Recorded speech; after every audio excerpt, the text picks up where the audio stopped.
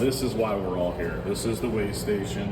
This was the main reason for the contract. You guys were looking for a robust pallet station that was able to handle the day-to-day operations and have that ability to weigh. So as you can see, there are 4 load cells that are directly under the framing, and that is what is giving us the ability to weigh. It took a team, Mitch, John, myself, Dan, and then Steve to do his CAD drawing for us to design this. And literally we took a pallet station and just made it have more ability to get some wear and tear on it with the high-low, which you'll see me do here in a minute, coming in. I want to talk about some of the features. So you have your locators on top. So this is when the high-low's coming in to set down. If let's say that pallet's not perfect on the high-low, it will help locate that pallet directly in. All this is adjustable, as you can see. So if we get it in-house, once we're doing our install, we need to open it up just a touch more or close it in, we can do whatever we need. We have lag bolts, so I'll point them out. So these here are for during the shipping process, where we can put those down so that during shipping, travel, any type of jarring, it's not putting any extra stress onto the load cells. Yep. And then we have leveling bolts here. Yep. You'll see 4 of those around. So if we get to the DLA, whatever area you guys decide you want the pallet weigh station, if the floor is not just right, yep, we can crank those down to get it perfectly level. The eye bolts here, there's 4 of those that go. You'll see the holes on top. That's so we can pick it up with a high-low, yep, to be able to move it around and get it into spot. Not the forks. Yep. Yeah, because we're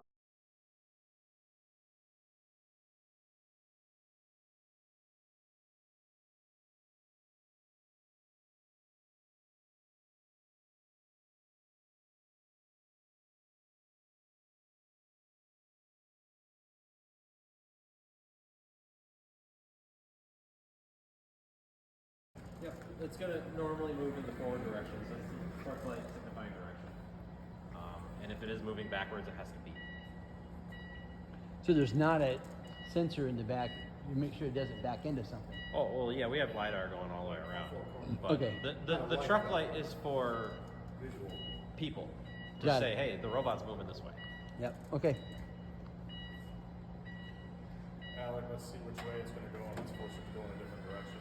Okay. So if it comes your It's way, gonna go this we'll way. have 2 people decide to get in its way and force it to come back this way or even around this way. If we stand like this, it'll try to go here and Right. stuff. He's gonna force it to make a decision. So you can see the lifter raised there. Now it says minus 66. 'Cause One it thing has I to didn't wait. do, and I apologize, is that sheet, once we were audit compliant, we should put it back on the pallet, so you had it, so Yep. it stays with it, so that it travels with it to know, you know, once it's up in the steel or wherever you decide, that sheet's going to be there with that pallet, so you guys know. It wants to go that way.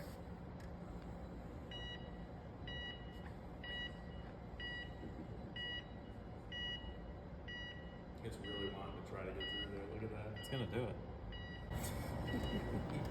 So the one thing we found out, hard Robot approaching.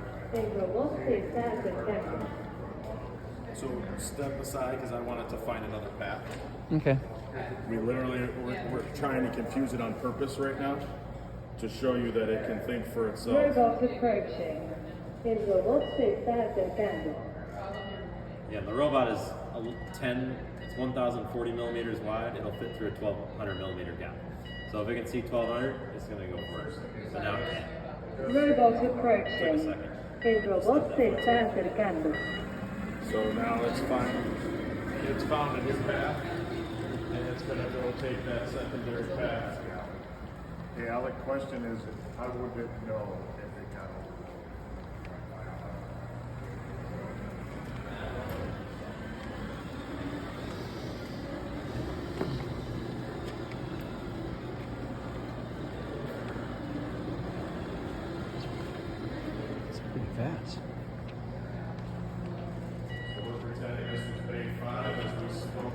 Yep. And now it's going to drop it off in bay 5. Raising to go up on the stanchion.